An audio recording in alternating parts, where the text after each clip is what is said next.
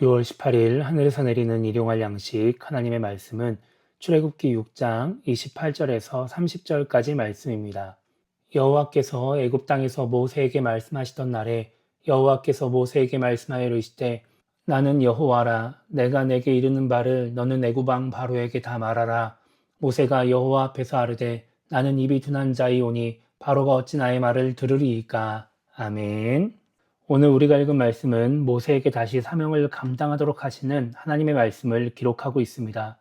출애굽기 6장 11절 말씀에서 하나님은 모세에게 바로에게 말해서 이스라엘 자손들을 그 땅에서 내보내도록 하라고 말씀하십니다. 그 말씀을 듣고 12절에서 모세는 이렇게 대답을 합니다. 이스라엘 자손도 나의 말을 듣지 아니하였거든 바로가 어찌 들으리이까. 나는 입이 둔한 자니이다. 이렇게 대답을 하죠. 그리고 14절부터 27절까지는 모세의 조상, 그 족보에 대해서 말씀하고 있습니다. 그리고 오늘 우리가 읽은 이 말씀에서 하나님은 다시 한번 모세에게 하나님이 말씀하시는 것을 바로에게 말하라고 말씀하십니다. 그러자 모세는 30절에서 이렇게 대답을 합니다. 나는 입이 둔한 자이오니 바로가 어찌 나의 말을 들으리까? 이렇게 말을 하죠. 모세는 사장에서 백성들에게 인정받으면서 자신이 갖고 있던 우려를 떨쳤습니다. 그리고 5장에서 바로에게 가서 하나님의 말씀을 전했는데 거절당하고 또 이스라엘 자손들에게는 원망의 소리를 듣게 되죠. 모세는 이 일을 통해서 자신의 능력으로는 이 사명을 감당할 수 없다는 생각을 하게 되는 것 같습니다. 이스라엘 자손에게도 바로에게도 하나님이 맡기신 사명을 제대로 감당하지 못한 실패한 사람이라고 느끼는 것입니다. 이런 상황 속에서 출애굽기 7장 1절부터 5절까지 말씀을 보면 모세의 말을 들으신 하나님은 예전에 모세에게 하셨던 말씀을 다시 한번 하십니다. 아론이 대언자가 될 것이라는 것, 그리고 바로가 말을 듣지 않을 것이고 하나님이 큰 심판을 내리셔서 이스라엘 자손을 애굽에서 인도하여 낼 것이라고 말씀하십니다. 그리고 그때 애굽 사람들이 하나님을 여호와인 줄 알 것이라고 말씀하시죠. 모세는 자신이 실패했다고 생각했지만 하나님은 그런 것들을 개의치 않으시고 처음인 것처럼 다시 한번 모세에게 약속의 말씀을 주십니다. 모세는 그런 하나님 말씀에 힘입어서 다시 심기일전하여 하나님의 말씀대로 순종하게 됩니다. 우리는 연약하고 부족한 존재입니다. 그렇기 때문에 때로는 하나님의 뜻을 제대로 이루지 못하고 사명을 잘 감당하지 못할 때가 있습니다.